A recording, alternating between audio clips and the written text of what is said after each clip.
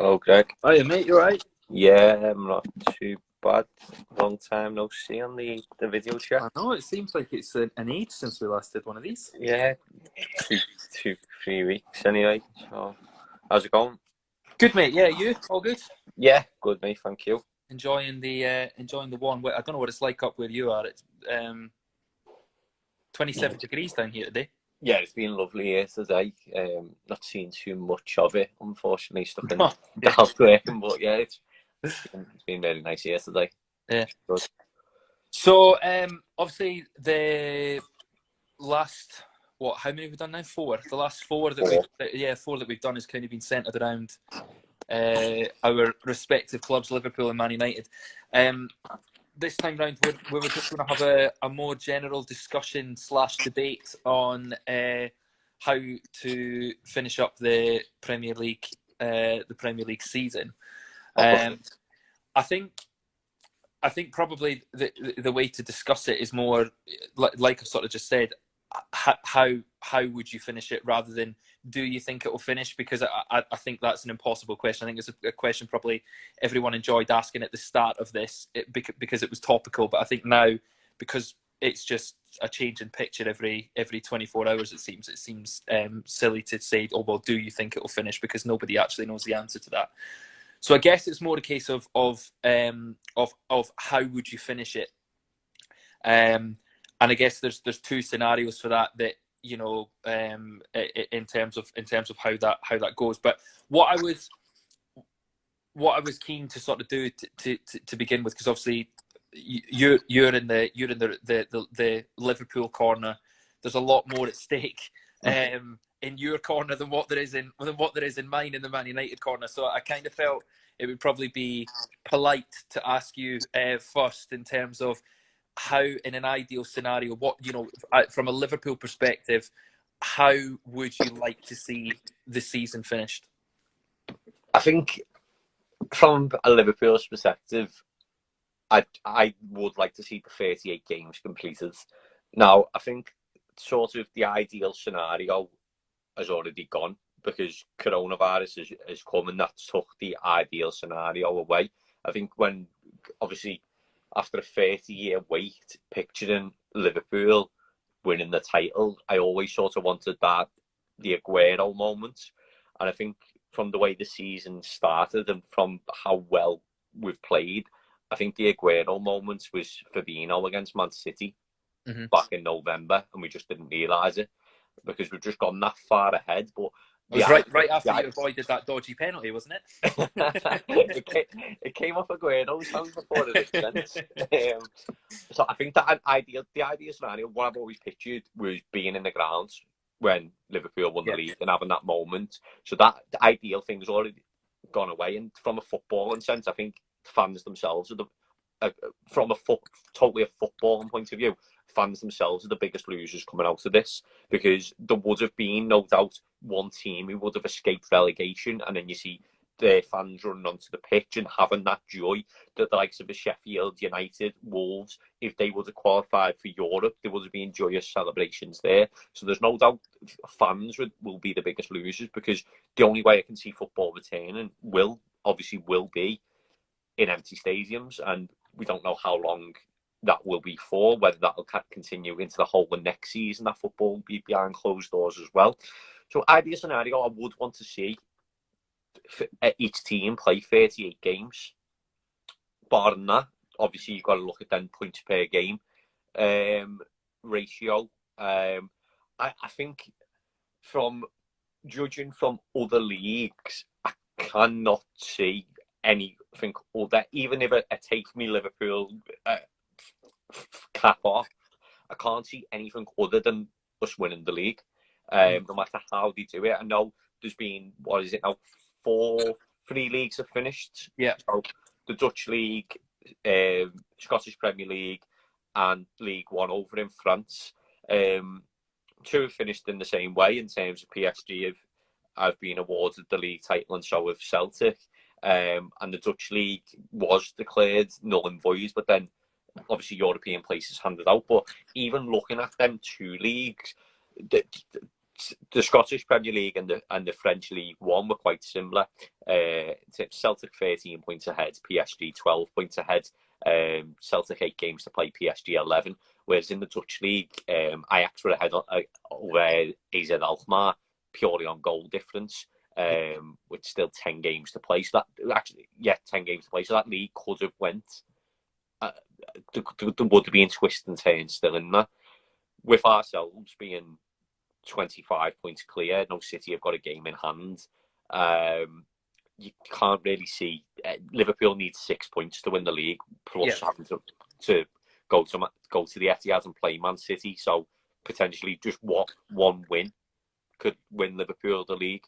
So, and to answer back to your question, perfect scenario for me would be to see the league come back to football to the term when clear to stress whenever it's safe to do so. I don't think that footballers should be no doubt. I'm not back in work at the moment, and I think my work being given a date of June 15th.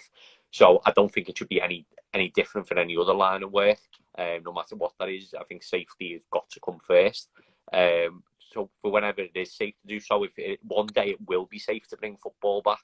But I certainly don't think that next season and 38 games for each club that haven't even happened should take precedence over what clubs. The majority of clubs have only got nine or 8 games left. Yeah.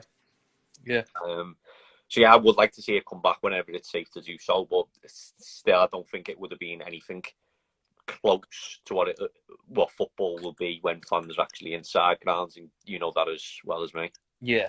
So in the scenario then, where let's say that they make a decision that it's not safe to start, or let's say they get 1 or 2 rounds in, and then there's a few players that go down with it, and then teams get put into quarantine, and then you've got postponements, and you're then moving back down the line again.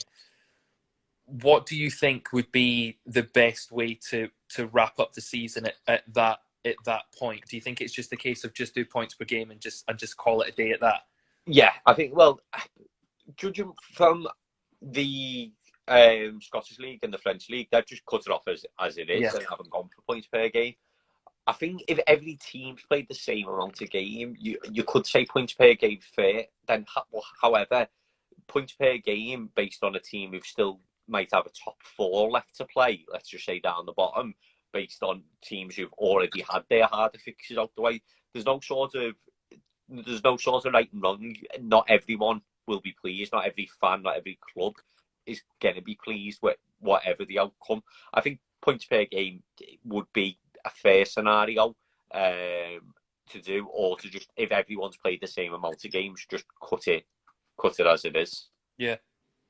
No, I think I think I sort of largely echo sort of what you said. I think obviously the ideal scenario would be to get football back. I know that you watched the Bundesliga. I saw on your social media your large drink that you enjoyed with the Bundesliga at the weekend. I sat and I watched it, and I've seen sort of quite a lot on social media since. I was watching a video earlier today. Danny Mills was doing a bit for TalkSport. He was talking about it and saying that he didn't enjoy it, that, you know, the fans not being there, it just kills it, sort of thing, and couldn't really get into it. And I think we have to be careful sort of what we wish for with this, because I think, you know, we're all longing for football to come back, and of course everyone wants football to come back in the same way that it was here previously with fans in stadiums. But the reality is that that's not going to happen. Personally, I can't see that happening until there's a vaccine, to be honest with you. I don't see how you can do that safely. So I think we almost have to get used to what football looked like at the weekend in the Bundesliga. And I found it. I didn't find myself glued to it. I don't know what you thought. I didn't find myself glued to it.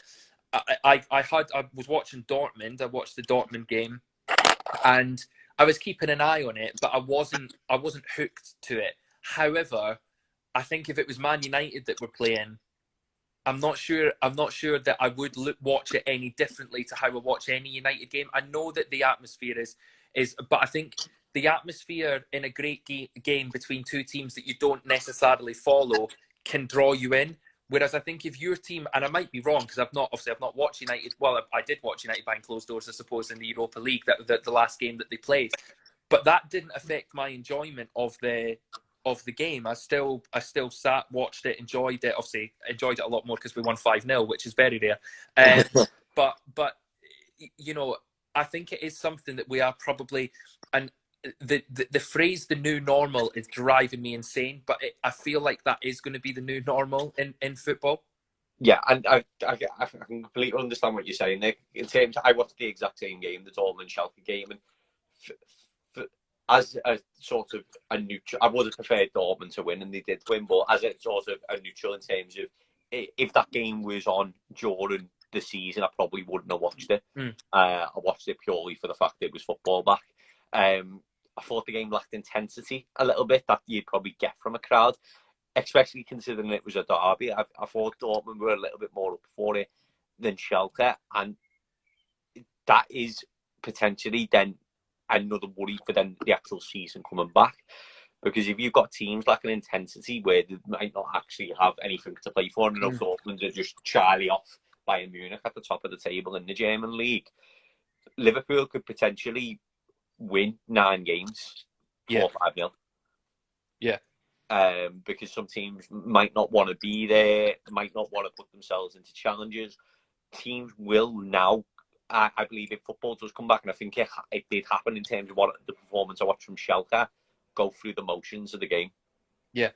No, I think that's it. That's a fair point. And then you wondered as well in terms of I know you're saying 9 games, 4 or 5-0, and I understand why you're saying it. But then equally, if Liverpool wrap it up 1 or 2 games into the restart, do they then start not bothering risking players and what have you, or take the foot off the gas a little bit, which I suppose could feasibly happen as well? Yeah, I think football will come back in June, but I think it could come back for a short period of time. I think that's a risk as well. It could come back for 2 game rounds, and then there's a batch of coronavirus in the Premier League. Yeah. And that could be another issue.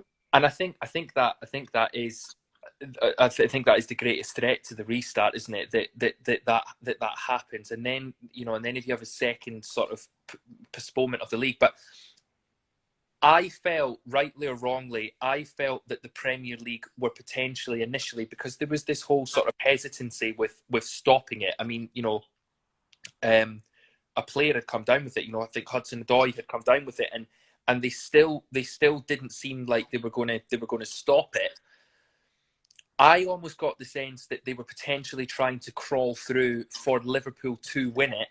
Yeah. And then it's one less problem for them to deal with on the other side, because Liverpool have won it. So there's, if we have to cancel the season, well, it's undisputed that Liverpool were the champions because they'd already won it. And then you've only really got the mess of relegation to try and resolve. Yeah, I think that's a really fair point, because when you look at the likes of Sky Sports, and when they've made tweets obviously over now 2 months, and obviously a lot of tweets and news outlets have been about players going back to training over this last week. There's been a lot of faux outrage about it, where I honestly believe that there's people out there who will who are happy to jump on the high horse and say, "Oh, null and void it. The player's health must come first." But it's sort of only coming from a fan base doing that, rather than actually looking at the facts. I think if it was Manchester United in this position, I wouldn't be saying I'm null and void the league, because it is what it is. But I do think you're right there. I think it would have been easier for the Premier League to drag it out.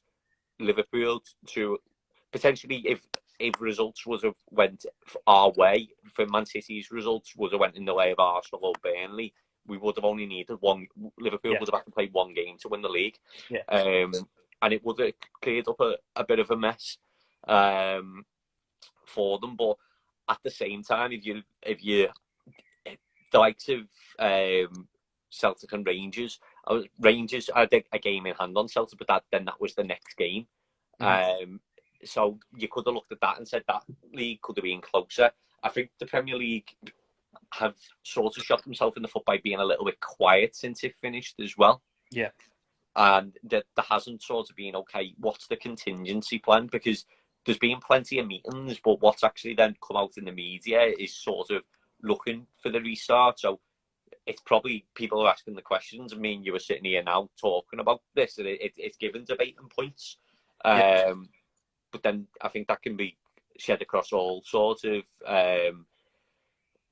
works that nobody really knows what's gonna go on until you get close to the time. The situation has changed daily.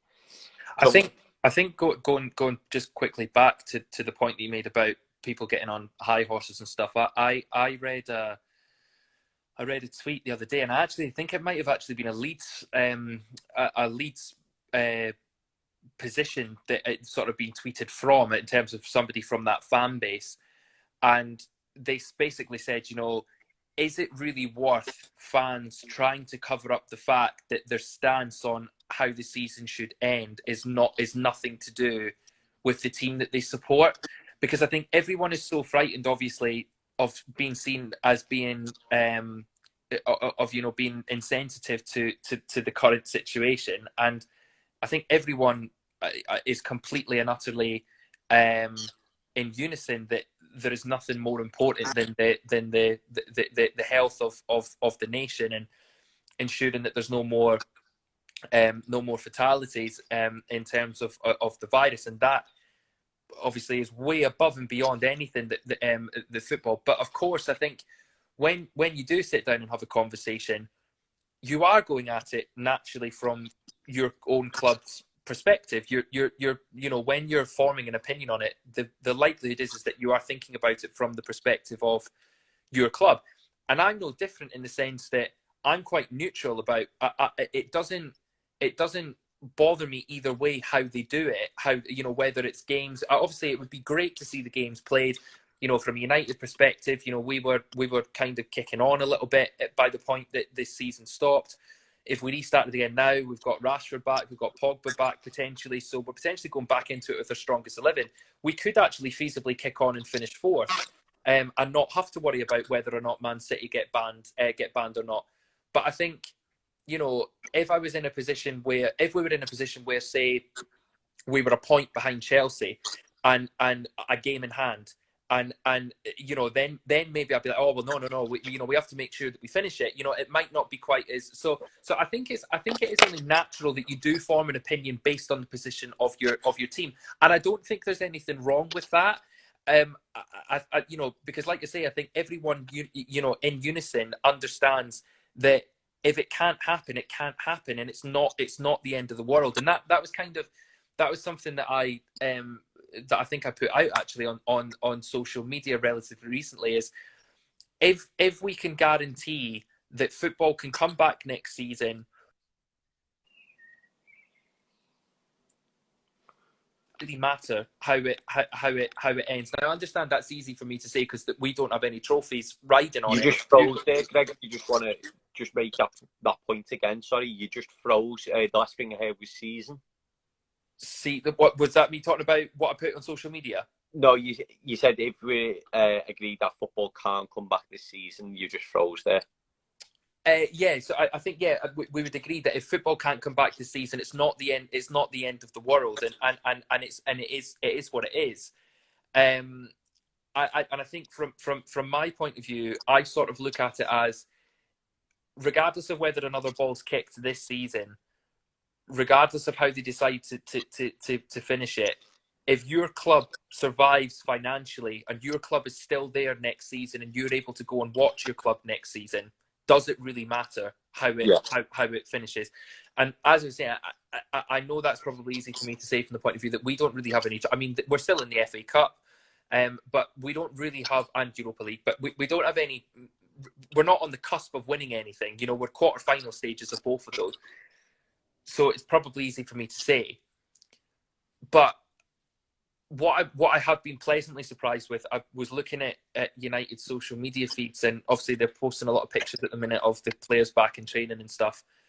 And it seems that the general feel amongst the fan base, certainly through that social media fan base, is of positivity, of looking forward to seeing them back out on the pitch. Let's kick on, let's try and get up to the top four sort of thing. I think there is an acceptance amongst the masses that Liverpool are going to be Premier League champions, and I think almost in a way that the delay to it happening has allowed it to sink in and to accept it that it's that it's happened. And I think the thing is as well is that it's not, Liverpool have been successful last season, so it's not something which has sort of come out of the blue and is a painful one. You could see this was going to happen at some point, that you were going to win the league at some point. And I think going back to the very first time that we spoke on one of these, I said it would be an incredibly bitter United fan that said Liverpool didn't deserve to get the title, because they absolutely do. There's no question about it. You can't be 25 points clear at this point of the season and not deserve to win the league. Yeah, I think from what you were saying there, in terms of whether football does or doesn't come back, and it isn't the biggest issue in the world, and there will be football seasons again. Yeah. I think I'm sort of quite calm about knowing that we will be champions. There's not going to be, unless football comes back and our squad falls to bits and City go on, there isn't a scenario anymore that Liverpool won't be crowned champions. Yeah. Judging from other leagues, the season won't be null and voided. In terms of that, it's scrapped, that didn't continue. I think if that did, it'd be incredibly harsh, and it'd be an incredibly brave decision by the Premier League to do that. I think, judging from what other leagues have done, it will play out that Liverpool will be champions. So it's not getting football back isn't on my highest sort of priority list. It would be nice to do it. I said before, it's a nice to have, isn't it? It's a nice to have. Yeah, it'd be great to get the 38 games completed and go back to the sort of new normal, if you like, in football being on the telly in some sort of capacity. But I'm not sort of worried at all that we won't, that the season will be null and void. I think all them sort of first questions that you ask when the season stops and all that potential null and void talk, I think that has now just gone away. And that was when I was going back to before, in terms of the faux outrage from some fan bases to say the season's coming back. I think you've got to be incredibly naive now, looking at what's happened in other leagues, to think that if the season is cancelled, that Liverpool still won't be crowned champions. Going back to yourselves, United, one thing that you touched on there is, if the season did come back, then United's sort of position on it, and what it could potentially turn out to be a good thing if the season does come back, in terms of, if the season was to finish now all on points per game, then you would be stuck in 5th place. Yeah. But if it did come back, you've got potential for Champions League football, as you just mentioned, and then also then the FA Cup as well. Yeah. So like I sort of said, I think we were probably hitting our best period of form of the season, really, at the point that it finished. Obviously, with Bruno coming in and Ighalo making an impact as well. We were going along quite nicely. We've got a relatively favourable draw in the FA Cup. Norwich in the quarterfinals. I think Chelsea and Leicester have drawn each other, so one of those two will knock the other one out. So, and I think Arsenal have got Sheffield United, so there's another sort of potential tricky tie will get knocked out in that one. And then obviously Europa League 5-0 up in the first leg. So as good as in the, I'm trying to think, it'll be the round of 16, I think. Or is it it would have been the quarterfinals. Quarterfinals. Yeah. So, there's a lot of reasons to feel positive about the season coming back. Obviously, as I mentioned as well, Pogba back fit. Obviously, it depends what version of Pogba you're going to get. You know, and then obviously it remains to be seen what's going to happen with Ighalo. It looks like Shanghai are really digging their heels in, and that they're going to be adamant that they want him back. So it'll be interesting to see what happens with that situation. But obviously Rashford is back now too. So there would be plenty of reasons to be positive about the season coming back. And I think, to be honest with you, I think just from my point of view, I just think it would be quite nice to see our best 11 playing together, because we haven't really seen that this season. You know, obviously Pogba's been AWOL for the majority of it. You know, Rashford and Martial never seemed to be fit at the same time. Martial was out for a little bit at the start of the season, and then he came back. Then obviously Rashford then was out. So to have sort of, you know, the every single player at our disposal, I think it'll just be interesting to see where we're at going into the summer, and what it is that we actually need to do in terms of the transfer window and stuff. So I guess we would almost have to go into it and treat it like knockout football, really, and just take every game as it's really cliche, but take every game as it comes, and try and win as many of them as we can, and see where that lands us. Obviously, you know, Chelsea were really wobbling, so it'll be interesting to see what kind of Chelsea team comes back, and obviously as well, you wonder what the impact on Sheffield United will be. You know, Sheffield United were obviously rolling on a wave of unbelievable positivity, but will the break hinder them? You know, will they come back with the same intensity that they had when it all finished?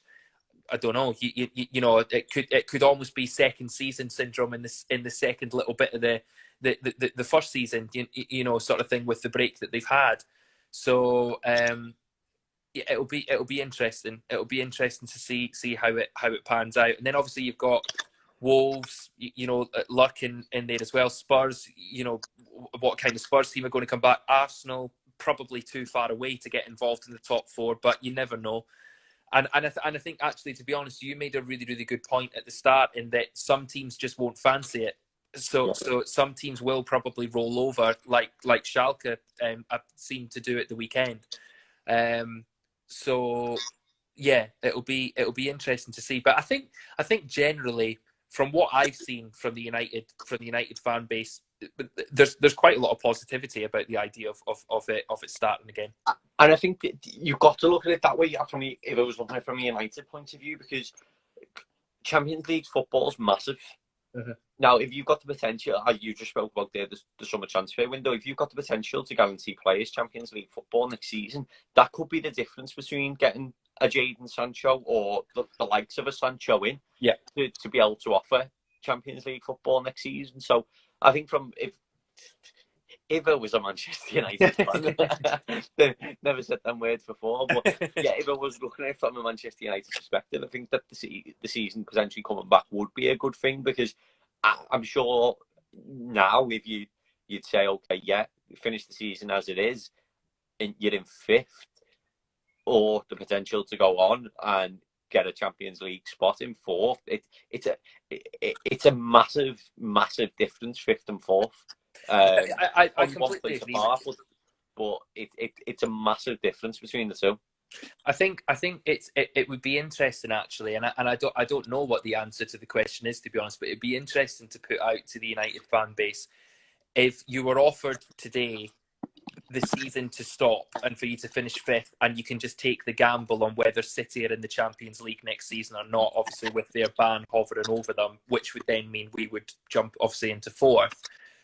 Or you can start the season from where you left off and take your chances. What would you choose? I think it'd be quite interesting to see what the results of that would be, because our running is actually quite favourable. We've got a decent little run in, so I think, because I've never even really thought of it in that way before. I've asked the question, I've not even considered it myself. I think I would almost probably say, let's just go out and try and do it on the pitch. because I think it's one of those that if we got into the Champions League next year, it would constantly be, oh yeah, but you only got in because City didn't. Yeah. So I think I would probably rather get out on the pitch and do it that way. Do it there. Yeah. In terms of something you mentioned before, then the FA Cup. So in terms of what's happened in obviously your homeland, Scotland. Yeah. The league's being stopped. This isn't a Celtic shot, by the way. It's Sporting Lisbon, just in case people thought I was trying to antagonise the Rangers fan base. Yeah, Phil will be on here kicking off. Yeah, so in terms of that then, so the league's been stopped. Celtic have won 9 in a row, but yep. I've been reading that the Scottish FA Cup is still to go ahead. 3 games left in that. Obviously more games left in the FA Cup, but what's your sort of FA Cup opinion in terms of if we could or we couldn't bring the season back? Is it still safe to put how many games would it be? So you've got 4 quarterfinals, 7 potential games. Yeah, I think the decision that they made in Scotland probably made sense, and that it was almost that sort of little light at the end of the tunnel of, because it's not a very ambitious goal to set, is it, that we'll try and put on 3 games. Yeah. Over the course of the next couple of months, we'll try and give you 3 games of football. So I think it was probably a sensible decision to make based on the fact that the league had gone. I think where the difference is down here is that if they decide that they're going to try and get these last 9 remaining rounds of games on, which is what 90 games that they're going to try and play, say give or take, that they're going to try and play. That's right, isn't it? I'm trying to think. Have I got that math right? For FA Cup, it'd be 7. No, sorry. If the Premier League was to reach that, sorry. Yeah, must be around about what? Thereabouts. Yeah. So I guess if you're trying to cram that amount of games in, do you then look at the FA Cup and think, is it worth it? Is it worth trying to cram that into? Because I almost feel like they're going to prioritise the Premier League, because the repercussions of not finishing the FA Cup is probably 50 grand per club, with prize money and stuff.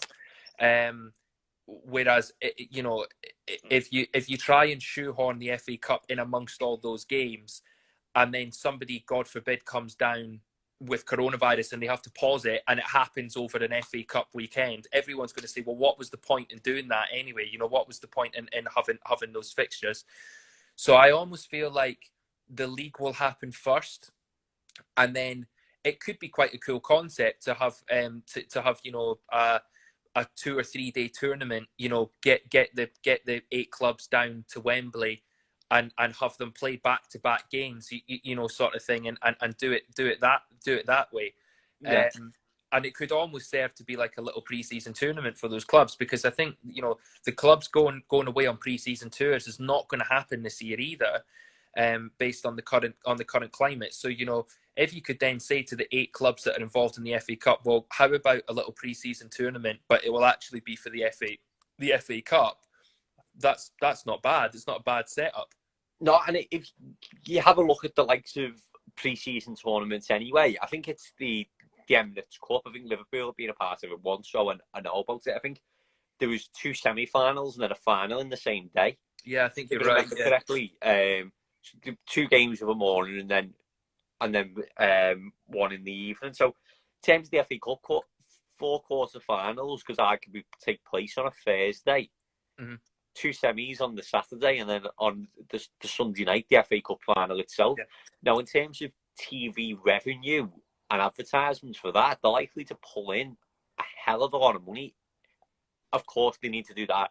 I echo what you said there in terms of once the season's finished. I don't think there's any point in time to say, this is an FA Cup weekend, because I think if the season does come back, they've got to conclude it as quickly as possible as well. I think it will be 2, maybe sometimes 3 teams playing twice or 3 times a week. I think that's the thing, and I think that probably will be the order of the day, with with whatever they try to do, whatever they try to bring back, and it'll probably be the same in European competitions as well with the Champions League and the Europa League. It will all be about speed. It'll be, let's try and get this done as quickly as possible to minimise the risk of infections happening. Let's just try and hammer through it and get it all done and out the way. Because if you try and drag it out over a certain period of time, obviously your chances then of players starting to become to getting infected and what have you is rising all the time. And I do wonder with the Europa League and with the Champions League whether they'll potentially consider trying to do those games over one leg moving forward. That was the point I was just about to make then, in terms of I can't see anything other than that, because you've also got the travel risk as well. And whether they just say in the Europa League and the Champions League, in terms of it's no longer at a seed position anymore, in terms of it's already gone past that, where you're it's a free-for-all now. Yeah, it's a free-for-all. They're already past that, but then they just say, look, it's luck of the draw with whichever team comes out first. Yeah. The issue that they do have, however, is that I know some of the Champions League games haven't concluded and some of the Europa League games haven't, is whether they still play the second legs. But I think if the first leg's being played, then they would have to do, because I'm not sure if any of them games finished as a draw. But they need to finish off the next sort of the current round of fixtures before then moving on to the next round. Yeah. And again, maybe having a condensed tournament. Another option would be for Europa League football to pick a country. Yeah. And do it there to well, that's the thing, if you've got coronavirus safe or coronavirus footballing safe countries, obviously Germany's currently deemed as one, as they've been able to restart. Yeah, like you say, whether you just pick 2 or 3 stadiums in that country, and you base the teams there, and they play the games out. I mean, I think obviously for the volume of games that need to be played in both those tournaments, you would probably be asking a lot of one stadium and its pitch to be able to host all of those games. I think you'd really be struggling to do that.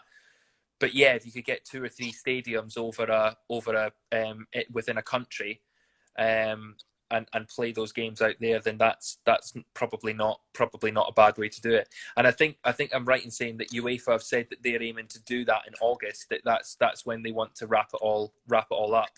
Yes, which it makes sense. I think UEFA have looked at it from one thing I mentioned before in terms of the Premier League being sort of quiet on it. I think UEFA have done the opposite, to say, look, we're looking to conclude it in August. It is sort of to come back now. I think from a Liverpool point of view, null and void the Champions League. We'll stay champions for the year. I tell you, I wasn't overly impressed with how much they dragged out the suspension of football, but I'm glad that they managed to squeeze that one in. Yeah.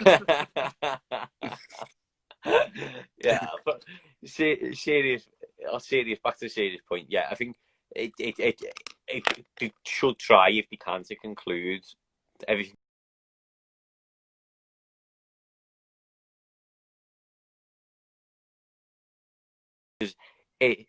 Although it is a serious, it's people are dying daily worldwide. There will be a day when coronavirus isn't an issue in the world. Sometimes the only thing that football's ever happened compared to this before is wars. Yeah, the only reason now. Although we are at war with a virus, it's not a world war. There will be an end date. Hopefully, there will be a vaccine. Or people will become immune to it. So I think there is light at the end of the tunnel. Yeah. So a point made before, I don't think next season and where next season hasn't even started should take precedence over anything that sort of happened this season in terms of Premier League, FA Cup, or the Champions League. I think there should be ways around them, and I believe that if the Premier League can't be started, as you just mentioned, and what they've done in Scotland, it's setting the bar low to say, okay, yeah, we don't think that we can bring the Premier League back to complete that many fixtures, but we believe we can complete 7 fixtures in the month of July. Yeah, and it'll give everyone something to look forward to as well. Yeah, I think as well. I think UEFA have obviously they've earmarked August, and I think I'm right in saying that they've told all the major European leagues that they need to be wrapped up by then. So again, I think it's just all with this, and I think that's and it makes sense to do it that way. Similar with what we just said with the Premier League and the FA Cup, and segregating them and making them two separate, and you finish one and then you move on to the next one. It kind of feels like that's the tactic that UEFA are employing as well with their tournaments, that they want all the leagues wrapped up before anyone considers playing European football sort of thing. They're not wanting, oh, well, we can't play a game this Wednesday because we need to go and play a Europa League quarter-final or a Champions League semi-final or whatever. So yeah. I think the idea in principle makes sense. It's just going to be how it looks in practice. And I think it's almost inevitable. Sadly, it's almost inevitable that somebody will get it within the footballing arena, and there will inevitably be postponements as a result of that. But I guess it's how they react to it, and whether or not they can react to it effectively in order to get it back up and running quickly again. Well, that's it. And in terms of what we've already seen this week, well, there's 748 tests with 6 people testing positive. Yeah. So it is less than 1%, but at the end of the day, it's 6 people who've got it. Yeah. And while the R number remains at 1, then that could be potentially then 36 people have it by next week. So is that the maths is not right on that, is it? There'd be 12 people who just done. Yes, there'd be 12 people, yeah. 12, yeah. It'd be really worrying if it was 36. But I don't think chief medical officers are all for you. So yeah, there is always that risk in terms of if people do get it and then what you do with them games, postponements and that. But if it started, also as a country as well, I think with the football will be defined at what happens as what happens in the country as well, in terms of if there is a second wave. Now, the numbers are dropping. So if they continue to drop, it's going to start to getting safe to be getting back to normal life. Or if they start to rise, then we won't be thinking about football again. We'll be back into lockdown. So I think it's got to just see how it plays out. And as you said right at the start, the situation changes day on day. Yeah. So something that I found quite interesting recently as well, on social media, I think it was tweeted out yesterday by Sky Sports, in terms of they've done a survey across professionals in the game currently and ex-professionals about talking about it from a mental point of view, and it was roughly almost 25% of professionals and ex-professionals who took a survey said that they'd were feeling either depressed or had considered self-harm. Yeah. Now, in terms of that's quite worrying to hear that statistic, and I think that even between that should actually be split up in terms of depression and self-harm, because that's quite a wide scope. But then that actually got me thinking in terms of then the actual not our effect as fans, but the effects on footballers and then their actual careers as well. Because footballers do have shorter careers than the rest of us. Now, my time off, well, I haven't been off work, I've been continued to work since this, but in terms of someone's furloughed, their actual time, percentage-wise, in terms of the furlough, whether that lasts 3, 4, 5, 6 months, in terms of their overall careers, is quite a small percentage. If you consider that to a footballer, and now if this whole season is sort of cancelled and not put into the history books, if you say to a footballer's overall career is maybe 15 years, if they're lucky, maybe stretched to 20, all depending on obviously what position they play. But then one season out of that is near enough about 8-9% of their actual career away. So if you consider that to then our lifetime, it's then not working for about 4 or 5 years. So I did understand it from a player's point of view, and I think it's more in terms of where players are at in their careers as well. Now, there'll be players there that up and coming players who are maybe finishing the careers, the likes of a James Milner, probably would like to win the Premier League this year, because I don't think if the season carried on and Leeds came up, I wouldn't begrudge him a move to Leeds. But I think that would be a 1 in a million chance for Leeds to win the league next year. So it's probably his last chance to win a league. Yeah. And then players obviously have sacrificed a lot to be in the position that they're in, and it was just, I think you mentioned it to me in terms of the reaction to that. That, oh well, they're on 100 grand a week. How can you feel depressed being on 100 grand a week? And I don't think there's the saying, money can't buy happiness. So that was really a sort of a trigger point in my mind, to actually think of it from the player's point of view as well. And I think that response that there was to that story, and some of sort of the immediate comments that were underneath it, I think were so unbelievably insensitive. Is just unbelievable. You know, regardless, well, obviously you've just said it there in terms of money and happiness, but you know, regardless of what your bank account says, it doesn't mean that you're immune from life getting on top of you, and for things to start to take its toll. And I guess the easiest way to you know, to look at it is that, you know, if you're doing something that you absolutely love, you know, on a daily basis, and then in the blink of an eye it's gone, it's all over. You know, that is unbelievably. I mean, I suppose you could almost say it. You know, it's like somebody in your life, or something in your life dying. You know, and you've lost it. You know, in the blink of an eye, and you can't get it back.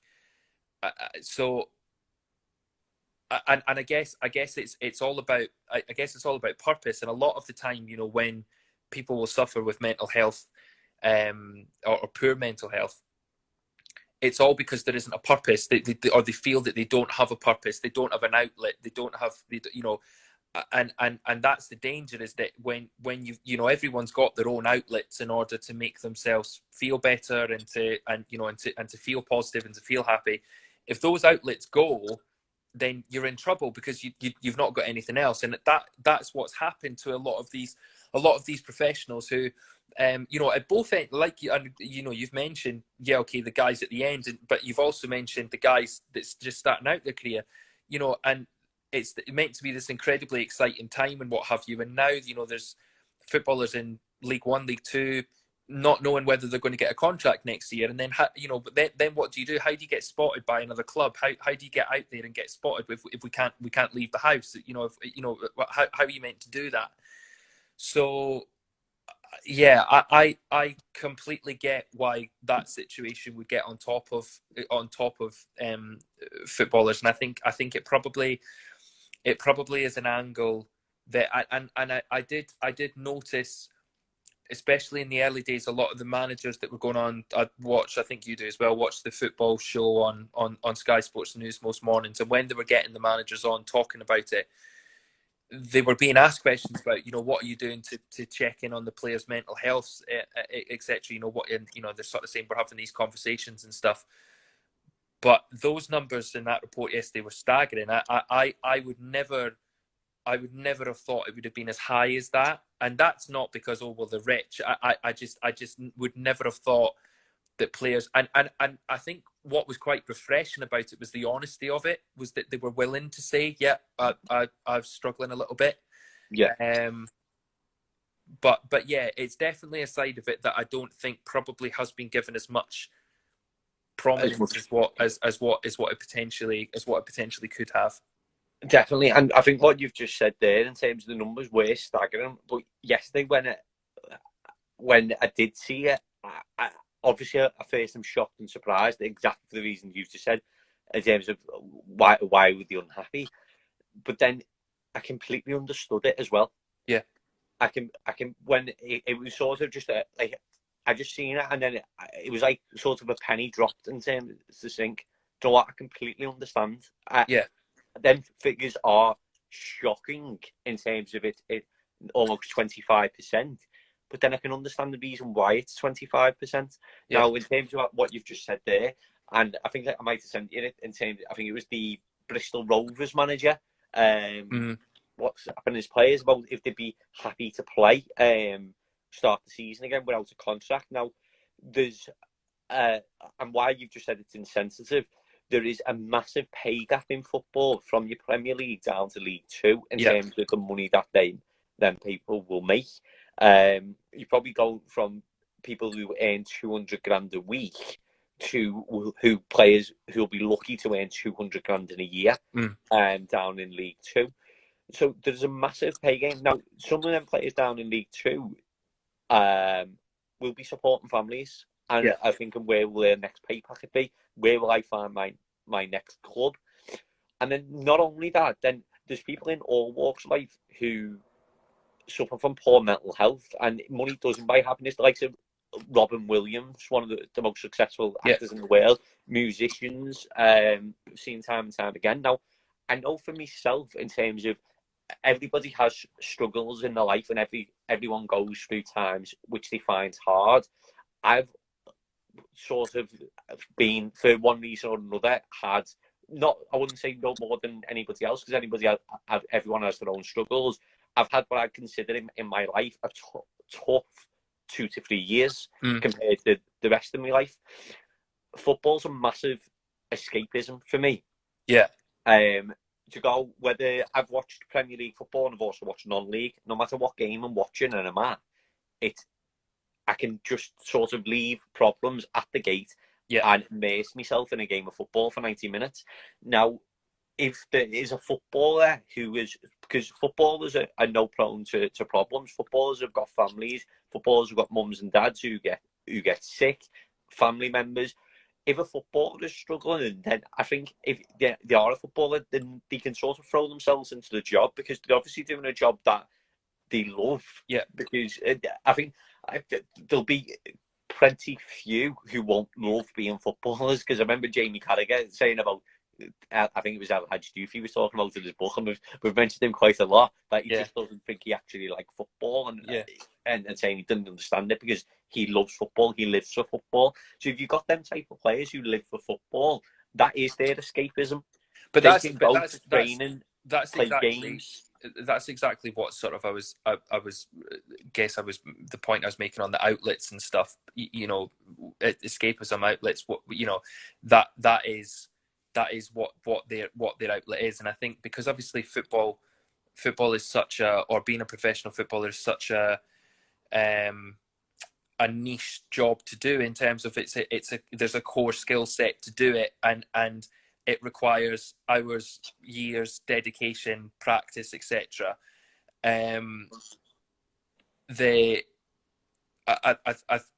Obviously it doesn't allow you time to sort of hone your skills on other things. So, you're probably not going to have gone to studied at university. You're not going to have come out with a degree.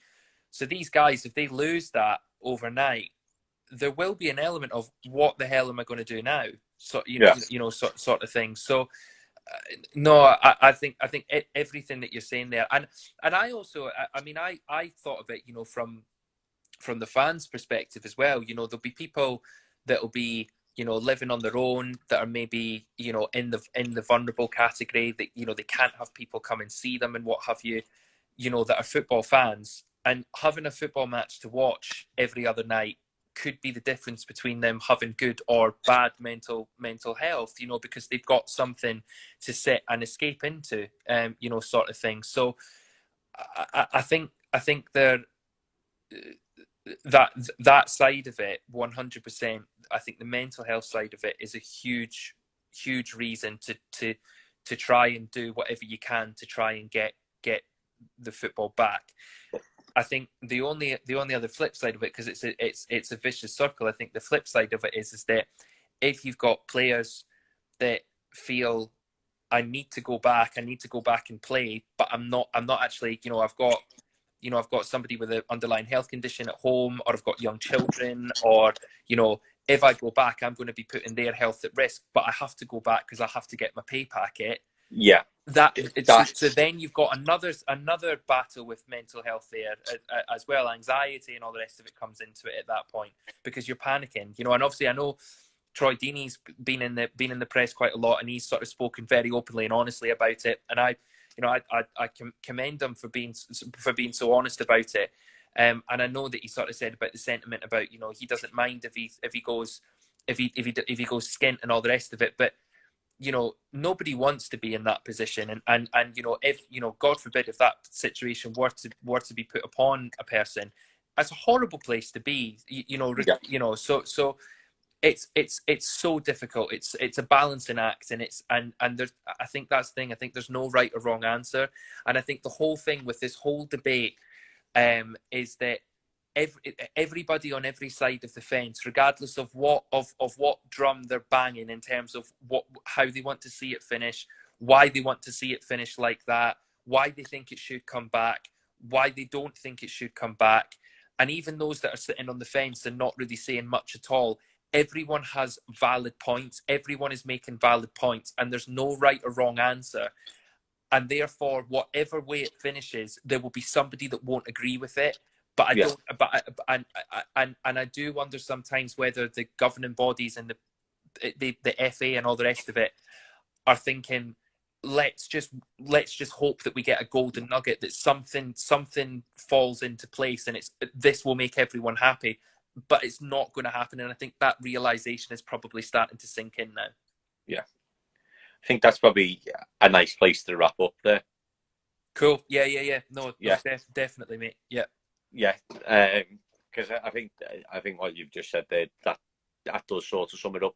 There's no right or wrong way. Nobody's going to be completely happy, and I think for when you were saying that they were hoping for some golden nugget, I honestly think that would actually be if they did actually start and the fixtures went the right way, that the league was concluded in terms of a winning point of view, because that then just leaves relegation, and I think the relegation issue in the Premier League is probably a bigger issue than what the title being won is. Oh, yeah, right. Definitely. Good chat, very enjoyable. Cool. Yeah, no, enjoyed it, mate. I will catch up with you soon. We'll be back. Yeah, we need a discussion point for our next one now. Yeah, we'll need to sit down. I'm sure in the next week or so something else will have kicked off with it that we'll be able to debate. Yeah, or we could go for top 5 Sky Sports news presenters.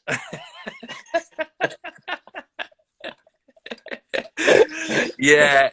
I know who's got top spot. So Ed Chamberlain. Right, mate. I'll catch you soon. see you soon. Cheers. See you in a bit. Bye.